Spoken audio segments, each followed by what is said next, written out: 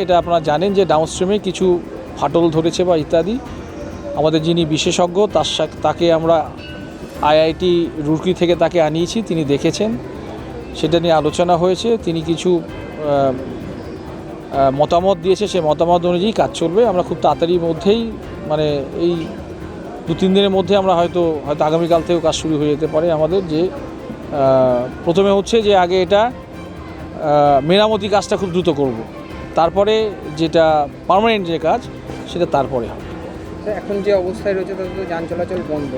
Traffic diversion একটা করা হয়েছে ভারী চাঞ্চল্যের কারণ এখানে আমাদের বালি পাথর কিংবা আরও অন্যান্য, যেহেতু আমাদের এখানে মাইনর মিনারেলস এবং মেজর মিনারেল সমৃদ্ধ জেলা, সেটা থাকবে, সেটা আমরা অ্যাভয়েড করতে, কারণ মানুষের জীবন জীবিকার সাথে জড়িত। তার সাথে সঙ্গতি রেখেই কিন্তু আমরা ট্রাফিক ডাইভারশন করিয়েছি ভারী যানবাহনগুলি।